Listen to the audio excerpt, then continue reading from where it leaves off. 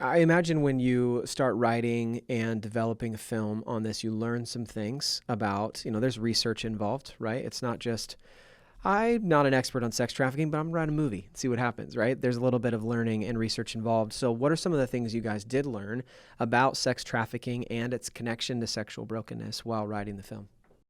Yeah, I think, Kevin, and when he and I first started, that was every week maybe we had coffee there for a couple months. And a lot of that was you teaching me, about the cycle of shame and things that I had never heard before. And, I learned a lot through that. But as he did that, I started talking to people in the film industry, what they thought about this subject. And, we had one producer who said, "You'll never make a movie about that subject ever. Don't stay away. Go run." Wow. We had hopefully he's listening right now. No names. He did it. But, and I had another person who told me, who was also in the industry, who said, "I don't understand why you're making a movie about that. It's not a big deal. It's nothing. There's nothing there, And those things actually motivated me. Right. Like, okay, we need to dig into this. Yeah. Yeah.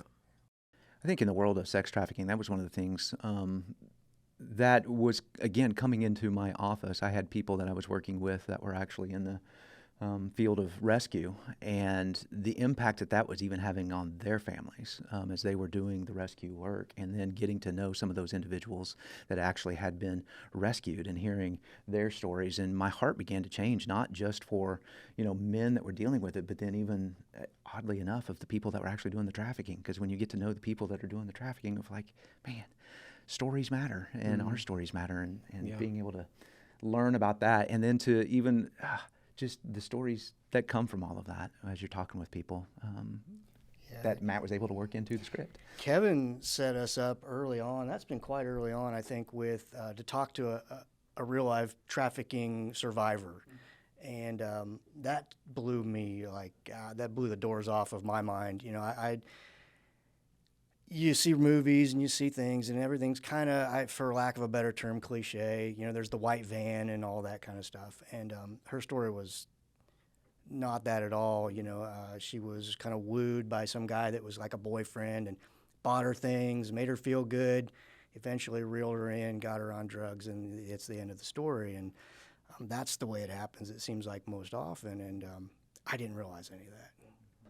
Yeah, that was one of the things I really enjoyed about getting to work alongside you guys on the follow-up study, because, obviously Pure Desire focuses on sexual brokenness and addiction and pornography use and all the things related to that. But sex trafficking isn't necessarily a topic we've delved into a lot. And so for the follow-up study, to be able to meet and interview, I think of two people in particular in the study, people hear from a trafficking survivor, and hearing in her story that a lot of it was as an adult, because I think we tend to think about sex trafficking victims often as minors, and that certainly can be the case. But in those situations, it's like, well, the issue is that they're powerless, so we've got to help rescue them. But if an adult is in that situation, they're probably doing it by choice. It's like a lifestyle they've gotten into. But to hear her story, she was, I feel, just as much trapped as an adult as she would have been had she been a child, that there were systems put in place that really kept her enslaved and not able to just walk away from it because one day she decided there was a better life for her. And so I think that was helpful to realize this isn't just kids that we need to protect, which we absolutely do, but that there's also adults that have gotten caught up in something that they don't really know how to extricate themselves from unless others come alongside. And that led to one of the other conversations was with someone from the National Center on Sexual Exploitation, Dr. Michael Shively, and hearing him talk about, and I don't know how much of this we put in the film, it was maybe even more the conversations I had with him leading up to and on the side. He's a very talkative fellow who would like to share his passions. How important legislation is in this area to really understand what's going on, how sex trafficking organizations, and what's sad to realize is they have a lot of money. And if you have a lot of money, you can apply a lot of pressure to political systems, and especially maybe in smaller communities or states that are a little more off the radar. They are very actively working to try to decriminalize prostitution in a way that would actually open the door for them as pimps and traffickers. And we hear some of it like, oh yeah, we need to make sure that these women or children caught up in it aren't punished. And that's absolutely true, but that's just the vein they're putting it under, so that what you don't realize, it's actually just going to remove all the barriers and make it much, much easier for them to suck in vulnerable people, really enslave them in trafficking and profit from them. And so I think that's one of my hopes is I do feel in the church there's thankfully a heart and a sentiment to battle trafficking. And we tend to think of the individual, which is important, but also to think through there are legislative things happening right now, even at the city council level, because what they're trying to do, and just to say this quickly, like they try to get some laws passed at a city council level, because then they can go to the county and the state and say, well, look, you've already got these cities that have passed it. It's no big deal. It's happening all around the state.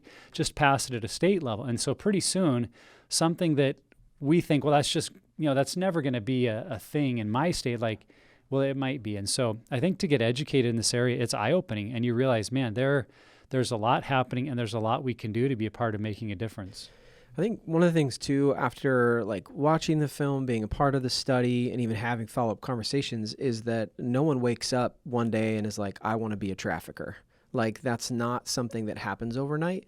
And that's one of the things I think is important is, Mitch in his journey gets to the point where that could very well happen in his story. Like he's close enough based on past decisions to make that happen in his life.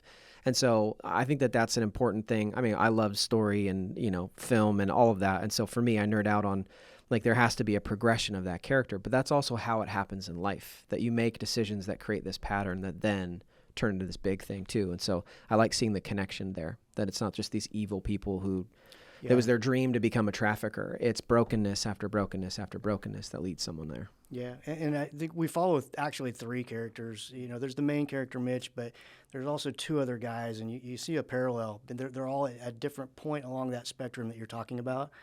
And, without giving too much away, that you can see, well, this guy's a little further than this guy, and this guy's almost, all the way to the end. So, yeah.